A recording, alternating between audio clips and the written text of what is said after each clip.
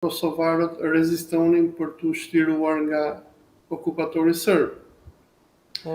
Historia e Palestinës me Kosovën është shumë e ngjashme, nga që përpara luftës së parë botërore, apo më saktë luftës së parë ballkanike në rastin e Kosovës, Kosova ka qenë Turqi, sikur edhe Palestina ka qenë Turqi. Por më pas do të ishte shkatërrimi i perandorisë osmane, pushtimi i tokave osmane, ai që do të çonte në kolonizimin e Palestinës, sikur solli edhe në kolonizimin e Kosovës. Po profesor, këtu në Kosovë të ne po thojmë me që ne musliman, edhe Palestina janë musliman dhe parafërsisht e kemi në ngjashme apo të njëjtë siç thua ti. Atëherë pse Palestina nuk e ka njohur shtetin e Kosovës? Palestina është e gatshme që ta njohë shtetin e Kosovës. Në vitin 2019 unë kam bërë edhe një tubim për çështjen palestineze në Tiranë. Dhe në atë kohë Charles Daferi apo zëvendës ambasadori i Palestinës ka shprehur publikisht faktin që Palestina është e gatshme që ta njohë Kosovën. Pse nuk e ka njohur?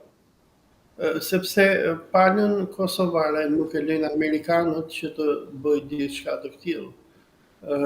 Ka patur një seri qeverish kosovare, sidomos ajo e Hashim Thachit me Enver Hoxhajin, të cilëve u është dhënë opsioni që Palestina ta njohë Kosovën dhe Kosova ta njohë Palestinën, por këta persona, duke u mbajtur në diktatin amerikan, nuk janë lejuar që ta bëjnë një gjë të tillë.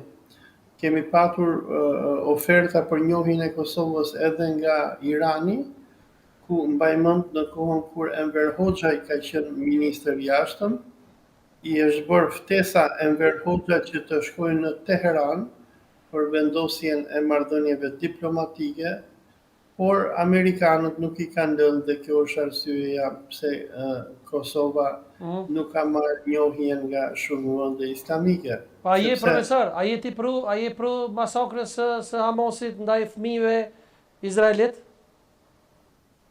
Në këto momente që ne po flasim, po ka një masakër nga Izraeli ndaj fëmijëve palestinezë, dhe faktikisht që prej krijimit të shtetit të Izraelit në vitin 1948, kur ai u shpall botërisht, Izraeli ka bërë masakra të pafundme kundër fëmijëve, grave, pleqve arab. Izraeli nisi me masakrën e Deir Yasinit, një masakër e cila edhe provokoi luftën e parë arabo-izraelite, ku të gjithë vendet fqinje të Izraelit, Jordania, Siria, Egjipti, Arabia Saudite, hynë në luftë kundër këtij shteti, i cili u krijua duke masakruar dhe deportuar në masë arabët autoktonë. Po, profesor, deshta më ndalu këtu, çfarë lidhni ministrin e punëve Xhelal Sveçlën me këtë përçarjen mes Izraelit dhe Palestinës? Se kam dëgjuar disa titull prej teje që keni përmendur edhe ministrin e punëve të brendshme të Kosovës, zotin Xhelal Sveçla. Po, ministri i brendshëm i Kosovës ka vajzën e tij që i studion në Izrael, dhe me rastin konkret të konfliktit ndërmjet Izraelit dhe të Palestinës. Ministër Xhelali, domethënë, ka lidhje familjare me Izraelin. Pse? Çfarë do thotë kjo? Nga që vajza e tij studion në Izrael, i paguhet nga regjimi i Izraelit, dhe kjo e çon edhe ministrin tuaj që të mbaj anën e sponsorëve të vajzës së tij.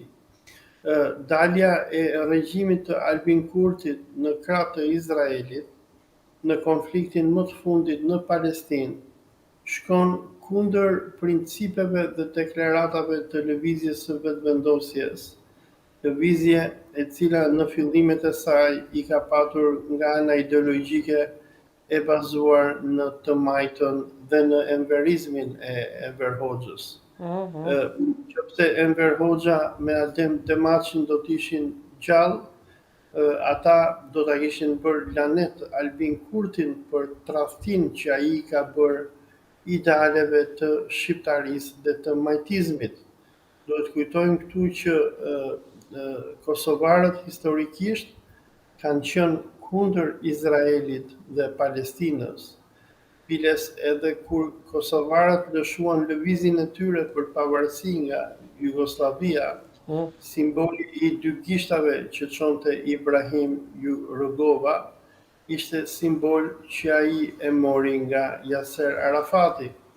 Ndërsa në anën tjetër, ne në Shqipëri, regjimi i Enver Hoxhës e ka mbështetur çështjen palestineze dhe e ka dënuar sionizmin ndërkombëtar si vegël e imperializmit anglo-amerikan për të shtypur dhe kolonizuar popullin arab. Profesor, çfarë e lidh familjarisht Xhelas Feçën, na thuaj pak më saktësisht me Izraelin, se thua e lidh diçka familjarisht, vajza e tij studion në Izrael.